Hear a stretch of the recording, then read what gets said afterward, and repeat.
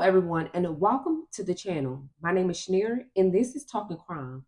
On today's video, we're going to talk about a young lady named Natise Johnson, age 21 years old, lived in Philadelphia, Pennsylvania.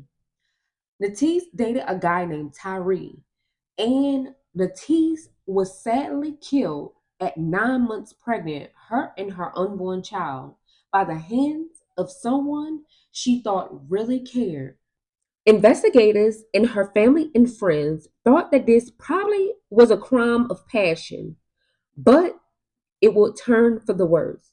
One person that was least expected in murdering her was definitely the suspect, and in the end, he was also the murderer.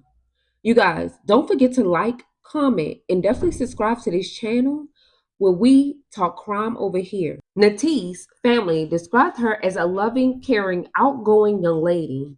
She was a woman of her word, and also she was excited to be a new mom. Tyreek, her boyfriend, was also excited. Natise and Tyreek would spend long hours on the phone.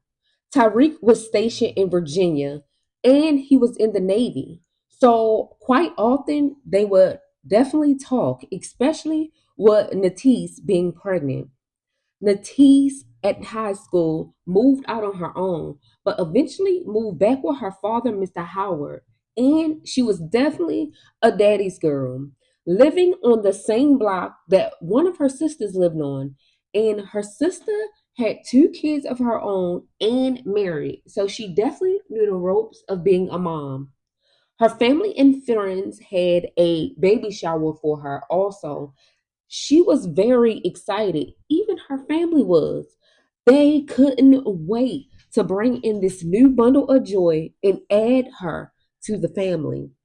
Unfortunately, Natise's life would be taken by the hands of somebody that she knew for a long time, unexpectedly. On March 27th, 1999, on a Saturday, 10 days after her birthday and 3 days past her due date, Natise would be in the house alone, spending most of the time just chilling out because, of course, she was 9 months pregnant. She will also talk to her sister around 11 o'clock in the morning, Crystal, which wasn't at normal because both ladies stayed on the phone several times a day, checking in on each other and just lollygagging. Crystal stated at 11 o'clock she talked to her sister, and due to her having to run other errands, her sister and her would not talk as often as they usually do. Crystal had two children and a husband, so of course her life was also busy, but she made time for her sister Natise anytime. Now, the father was a truck driver, so he was out at work, and Natise was just home chilling. She will eventually talk to her best friend around 12 noon for about an hour. Her best friend stated that Natise said that someone was at the door and she will call her back, only to not even get a call from Natise anymore. Not knowing that her best friend was in danger, she patiently waited, and when she didn't get that call, she just did the normal every day. But unfortunately, Natise's life vanished. Now, Natise's dad had came home around 7:30 that night from work. He would realize that all the lights were turned off in the house, which wasn't normal, and he knew Natise would be home the whole day. So he started calling her name, only to get no response back.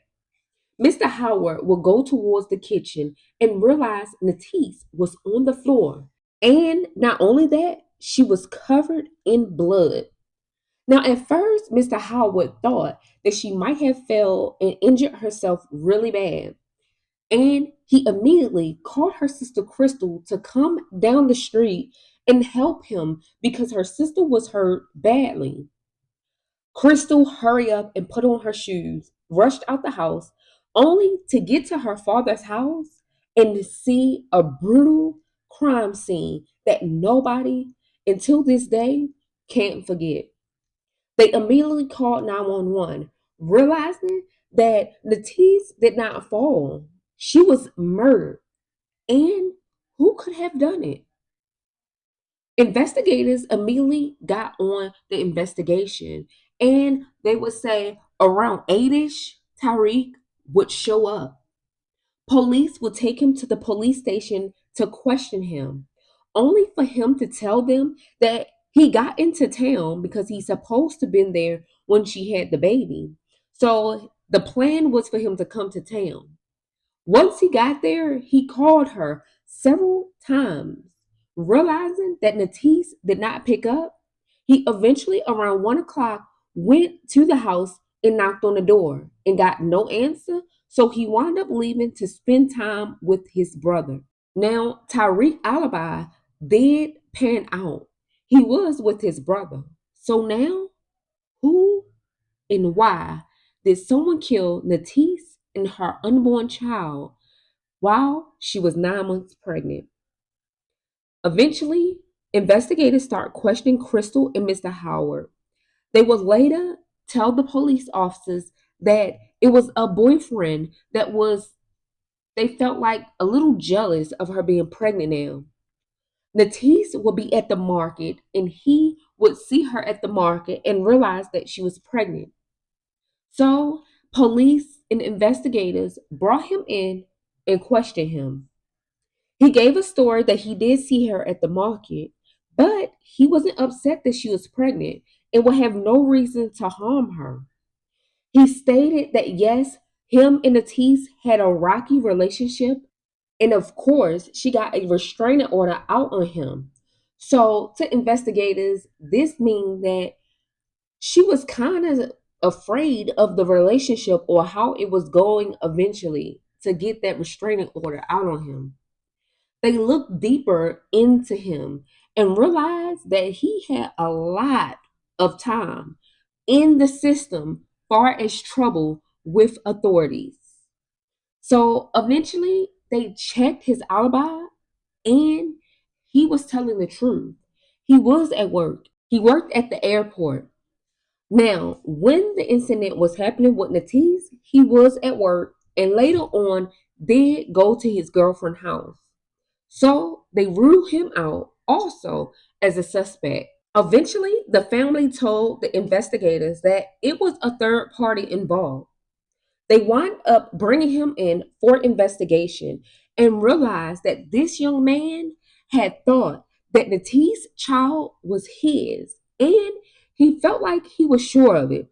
He stated that him and Natise was not in a relationship that long, and not too far from them breaking up, she wound up getting in a relationship with Tyreek. So he felt like he was the father. The police asked him for a DNA sample and he agreed to it. So they wound up taking his DNA sample and trying to figure out was he Natise's father. But in the meantime, they ruled him out as a suspect because, of course, his alibi also panned out. Eventually, the investigators were shocked, but it only just put the case back at square one, only into pulling Natise's records and realizing that she was on the phone with somebody around 12 noon for a whole hour. Once they investigated, they realized that it was Natise's best friend. Now, mind you, that third person did reach out to Natise, but he was definitely not a suspect.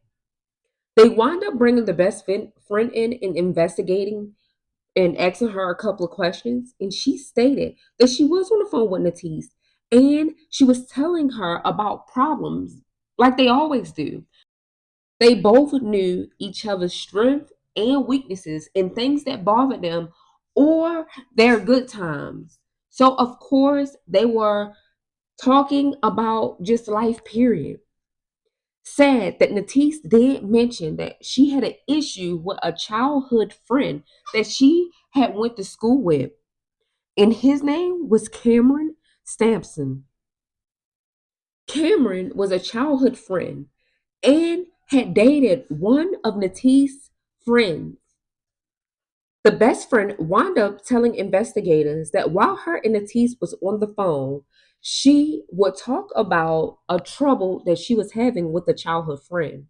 Cameron Sampson was harassing her and calling her because they had a mutual friend in common, which would be Cameron's girlfriend. Now, it was said that they had not too long ago had a child of their own, and the relationship was really rocky to the point where the girlfriend wound up leaving him and hiding out. So he had no idea where she was. But he thought that Natise would and also would tell him since they knew each other. He would begin to harass her and call her and question her. And she just felt like she didn't want to get in the middle. They both were grown and they both should handle it together as adults.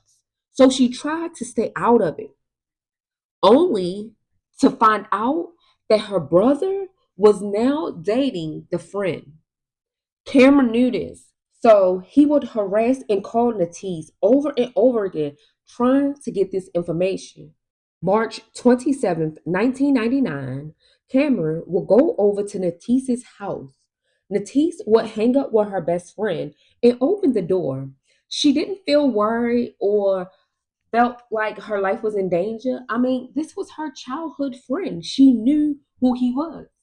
She allowed him to come in, only for him to go back and forth with her about where his child's mother was and his child. Natise told him straight up, I'm not telling you, I don't want to get in it. Like, I'm both of y'all friend. Just chill out. Like, I don't know. You both are grown.